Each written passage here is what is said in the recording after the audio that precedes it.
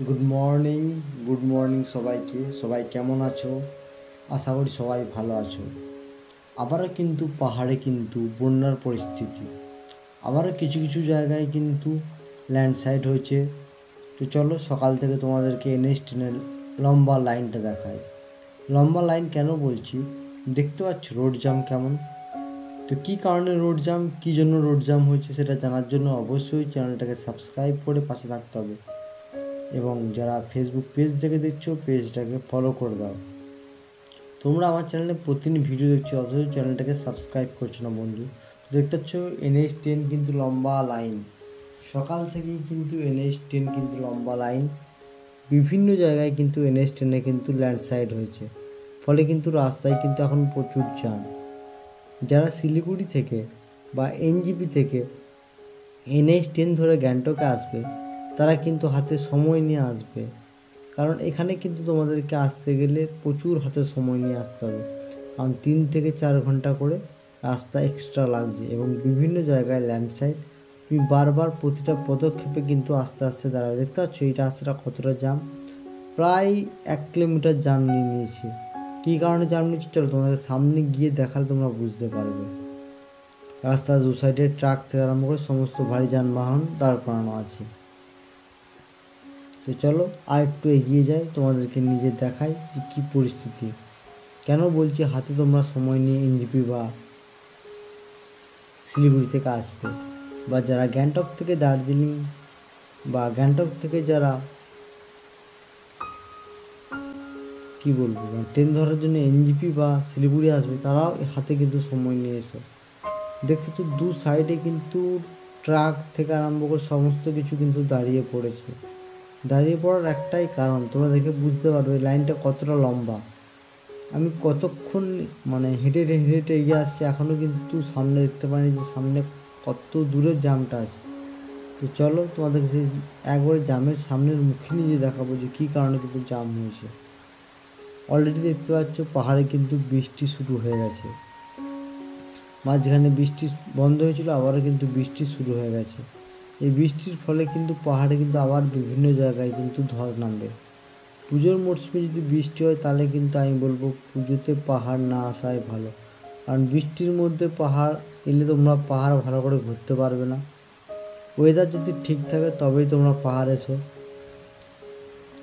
দেখতে পাচ্ছ দু সাইডে কিন্তু লম্বা করে গাড়ি লাইন দেবে, মাঝখানে রাস্তা শুধু ফাঁকা, বাকি দু সাইডে কিন্তু এক সাইডে ট্রাক এবং এক সাইডে কিন্তু তোমার 4 চাকা গাড়ি, দু সাইডে কিন্তু পুরো গাড়ি দাঁড়িয়ে পড়েছে।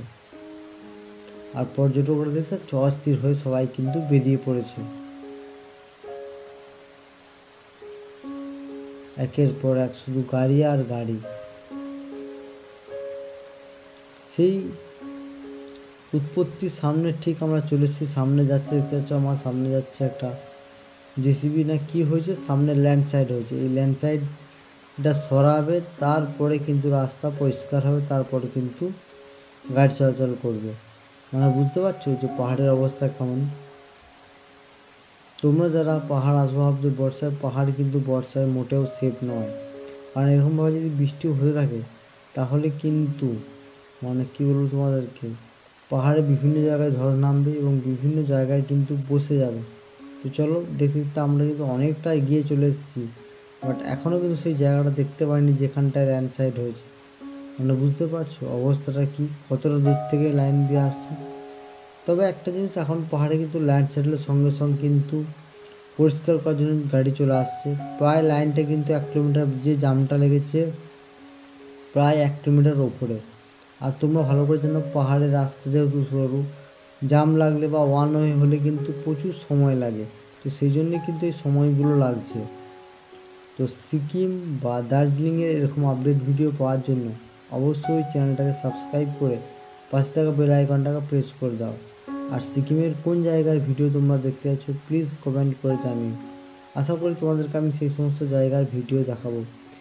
আজকে সারাদিনই চেষ্টা করব NH10-এর আপডেট ভিডিও দেওয়ার, সকাল 6টায় এবং 8টা, 10টা, 12টায়, 2 ঘন্টা গ্যাপ দিয়ে চেষ্টা করব যে আপডেট ভিডিও কন্টিনিউ দেওয়ার, কারণ অনেকেরই রিক্রুটমেন্ট বা অনেকেরই আবদার থাকছে দাদা NH10-এর উপর কোন কোন জায়গায় ল্যান্ডস্লাইড রয়েছে, কোন কোন জায়গায় রাস্তা জাম রয়েছে, তুমি আপডেট দাও। তো চেষ্টা করো তোমাদেরকে কন্টিনিউ আজকে আপডেট দেওয়ার।